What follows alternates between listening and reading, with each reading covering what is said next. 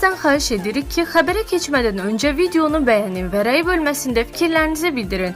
Dünyada və ölkədə baş vermiş ən son xəbərləri bizdən izləyin. Bunun üçün kanala abunə olmağı və bildiriş simvolunu açmağı unutmayın. İndidən təşəkkürlər. Salam dəyərli izləyicilər, günün ən aktual xəbərləri ilə qarşınızdayıq. Neftin dünya bazarında bahalaşması qiymətlərlə bağlı narahatlığı artırıb son rəqəmlər açıqlandı.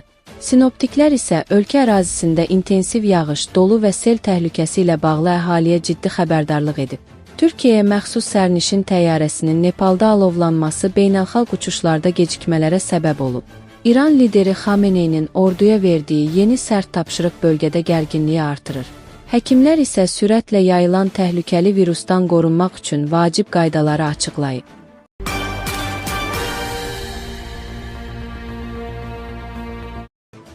Qlobal bazarda neft bahalaşıb.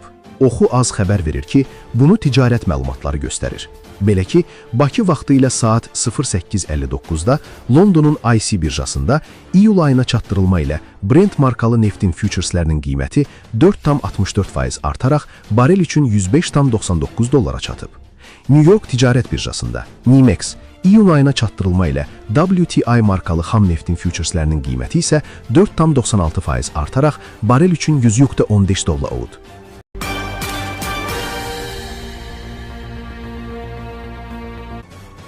Mayın 12-14-də, əsasən günün ikinci yarısında, Azərbaycanın bəzi dağlıq və dağətəyi rayonlarında hava şəraitinin ara bir yağıntılı gözlənilir.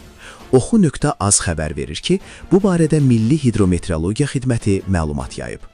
Bildirilib ki, ayrı-ayrı yerlərdə yağıntının qısa müddətli intensiv olacağı, şimşək çaxacağı, dolu düşəcəyi ehtimalı var.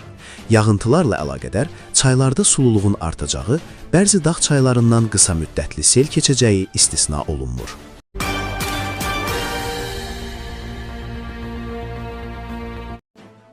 İstanbuldan Nepalın paytaxtı Katmanduya yollanan Türkiyə hava yollarına THY-yə məxsus sərnişin təyyarəsində eniş zamanı yanğın baş verib.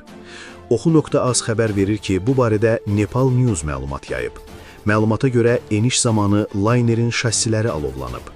Hava gəmisinin göyərtəsində 4'ü uşaq olmaqla 277 sərnişin olub. İnsanlar uğurla təxliyə ediliblər, lakin bəzi sərnişinlər xilasetmə əməliyyatı zamanı yüngül xəsarətlər alıblar. Yanğın lokallaşdırılıb, bütün sərnişinlər təhlükəsizlikdədir, deyə məlumatda bildirilib. Baş verən hadisənin fonunda Katmandu hava limanında beynəlxalq uçuşlar müvəqqəti dayandırılıb. Hadisəyə THY-dən də rəsmi münasibət bildirilib. İstanbuldan Katmanduya uçan Airbus A330 təyyarəsində normal enişindən sonra şassidə tüstü müşahidə edilib. Sərnişinlərin təxliyəsi həyata keçirilib və proses uğurla başa çatıb. Xəsarət alan olmayıb. Təyyarənin geri uçuşu üçün əlavə reys planlaşdırılıb. Səlahiyyətli qruplarımız tərəfindən təyyarəmizin texniki yoxlamalarına başlanılıb. İlkin araşdırmalar göstərir ki, tüstünün səbəbi hidravlik boruda baş verən texniki nasazlıqdır, deyə THY rəsmisi Yahya Üstün sosial şəbəkə hesabında məlumat verib.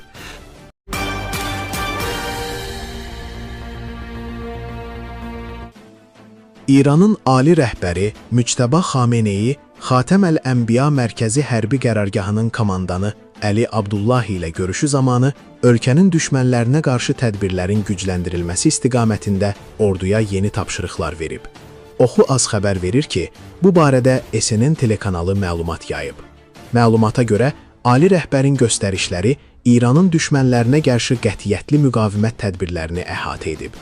Öz növbəsində Əli Abdullahi Müctəba Xameneyini əmin edib ki, silahlı qüvvələr ona tam sadiqdir və dövlətin suverenliyini, eləcə də milli maraqlarını müdafiə etməyə hazırdır.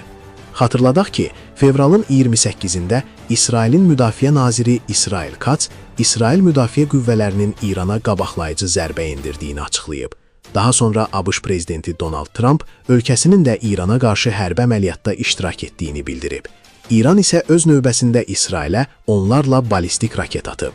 İsrail Müdafiə qüvvələri atışları təsdiqləyib, ölkə daxilində sirenlər səslənib və hava hücumundan müdafiə sistemləri işə salınıb. Martın 1-də İranın ali lideri Əli Xameneyinin hücumlar zamanı öldürüldüyü bəyan olunub. İran ABŞ-ın hərbi bazalarının yerləşdiyi qonşu ölkələrin əksəriyyətinə raket zərbələri endirib. Buna görə də hədin ölkələrdə hava məkanı müvəqqəti bağlanıb. Həmçinin Hörmüz boğazından gəmilərin keçidində ciddi problemlər yaranıb. Aprelin 8-də Donald Trump Tehrana verdiyi ultimatumun vaxtının bitməsinə bir neçə saat qalmış Vaşinqtonun 2 həftəlik atəşkəslə razılaşdığını elan edib. Daha sonra İslamabadda tərəflərin ilk görüşü keçirilib. Aprelin 22-sinə planlaşdırılmış ikinci görüş isə baş tutmayıb.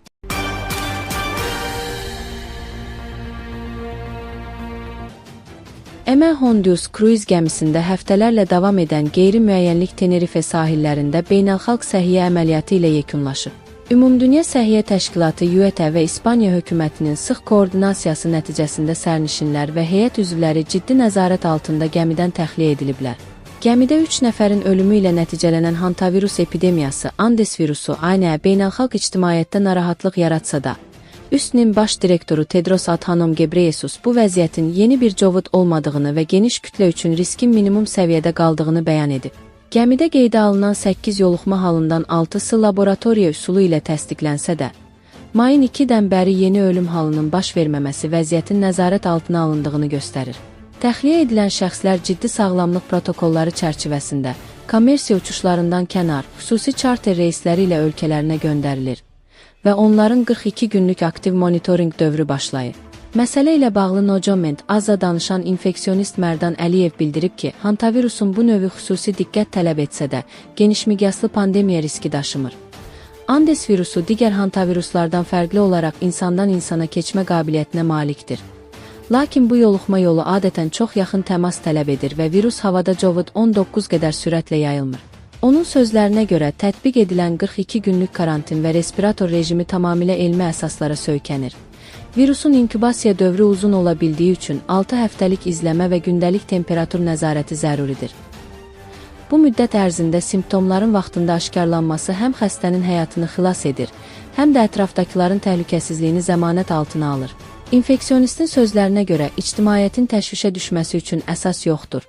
Bu, lokal xarakterli bir epidemiyadır və beynəlxalq səhiyyə qurumlarının çevik reaksiyası göstərir ki, hər bir yoluxma zənciri ciddi şəkildə qapadılıb. Bu səbəbdən virusun gəmidən kənarda geniş yayılma ehtimalı olduqca aşağıdır.